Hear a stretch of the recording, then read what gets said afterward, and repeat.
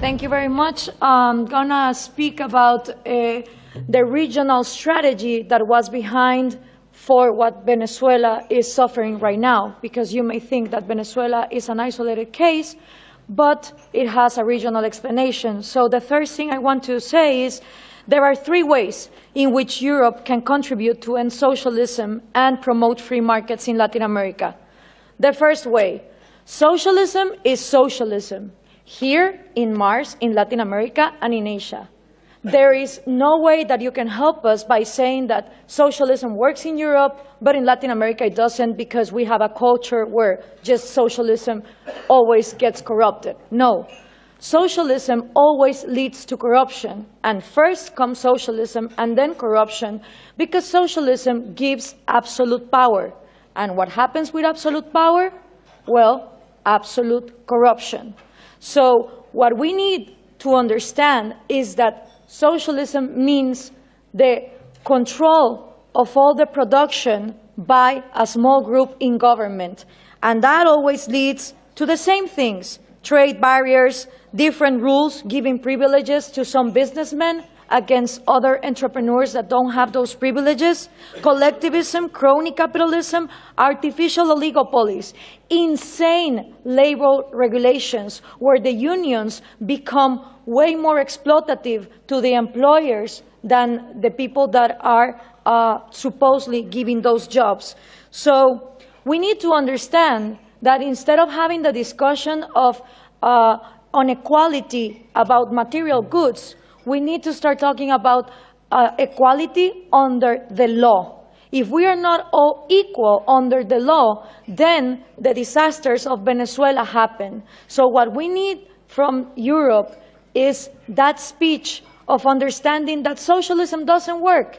It didn't work in the Soviet Union, it didn't work in China, it didn't work in North Korea, it didn't work in Cuba, doesn't work in Venezuela, it wouldn't work in Mars. Because the way it is structured goes against human nature. It depends on humans not having rational behaviors for their own well-being. So that's the first thing. The second one that we need from Europe is the message that Scandinavia is not socialist. It is insane that these dictators like Hugo Chavez, Nicolás Maduro, Rafael Correa, Mujica, Lula da Silva, the Kirchners, they all portray Norway, Finland, Denmark, Sweden as the socialist paradise. And the worst thing of all is that if you ask 10 Latin American young people if Scandinavia is socialist, 9 of them will say you yes. And there are a lot of things that we should copy from Scandinavia, but socialism is not one of them. Scandinavia is always ranking on the top of the Index of Economic Freedom and Human Liberty that the Cato Institute is now measuring.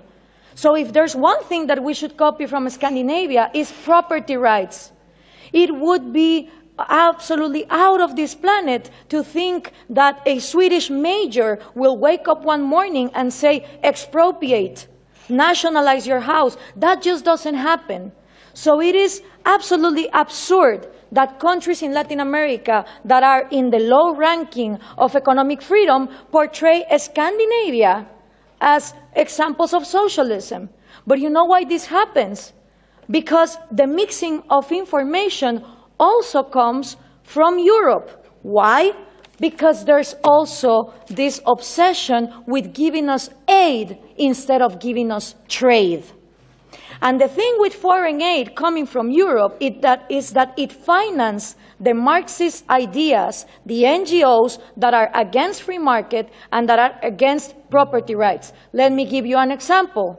Most of people in Finland and Norway have no idea that their taxes they pay go to foreign aid for a Guatemalan NGO that is led by an indigenous Marxist leader, Bernardo Caal, who uses that money to be against hydroelectric power.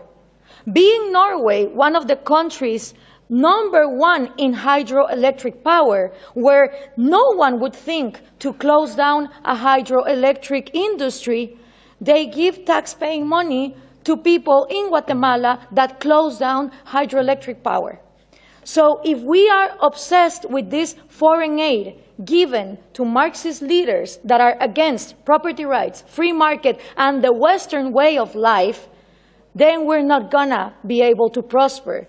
And according to trade, the European Union is fixated that they should trade with Latin America in regions, in blocks. Well, that is just not possible, because the region that I come from, which is Central America, the 5 smallest countries of all our region, Guatemala, El Salvador, Nicaragua, Honduras, and Costa Rica, right now, 2 of them, Nicaragua and El Salvador, are ruled by socialism of the 21st century. So how can I negotiate as a bloc when I have 2 countries that are not willing to open to free trade?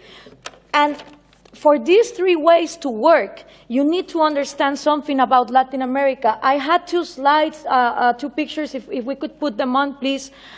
The first thing is Latin America has always been ruled by dictators. Then Fidel Castro comes in, and he is successful in making a Marxist guerrilla. In the moment that Castro comes in and he makes a Marxist guerrilla, all the countries in Latin America start copying and pasting that model.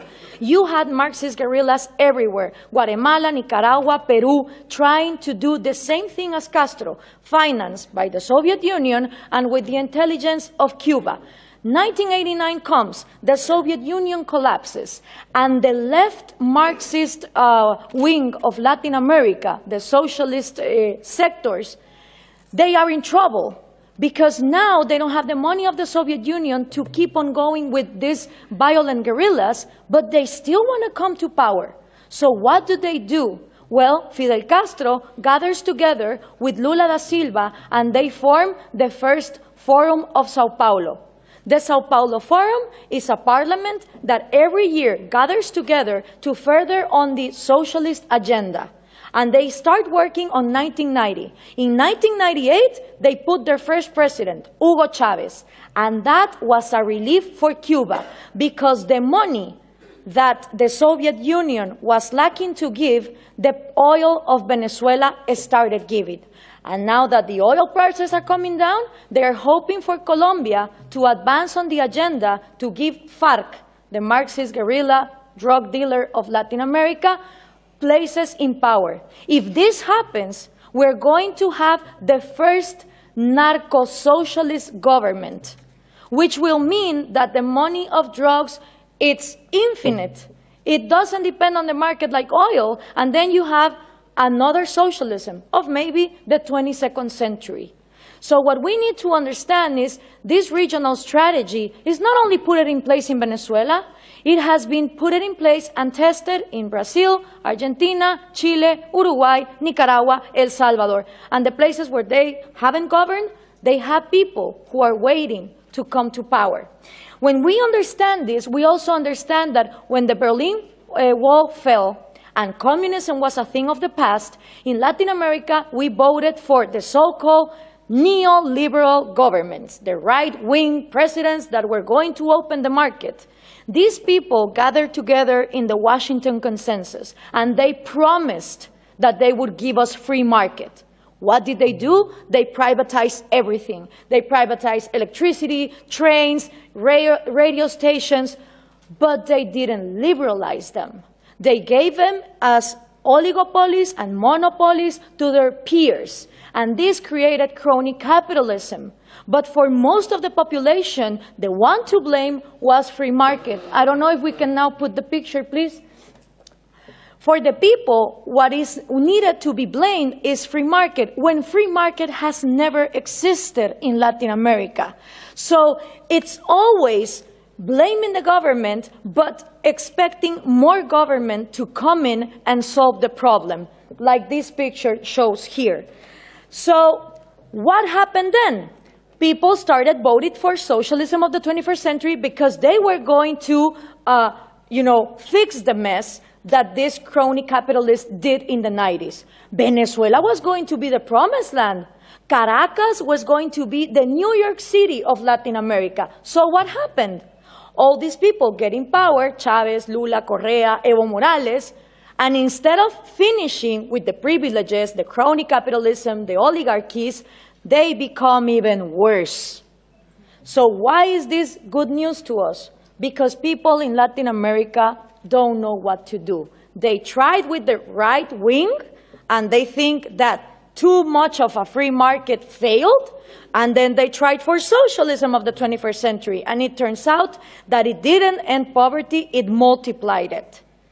So right now, it's a great and excellent opportunity for people like us, for people who really defend liberties and freedom, not only economic liberties, but also individual liberties. Because in a moment where there is frustration to the left and to the right, and everything has been tried, and all of them are statists who want to control the economy, is great news for people like us who want to defend freedom. The examples given here from different regions of the planet demonstrate that freedom works.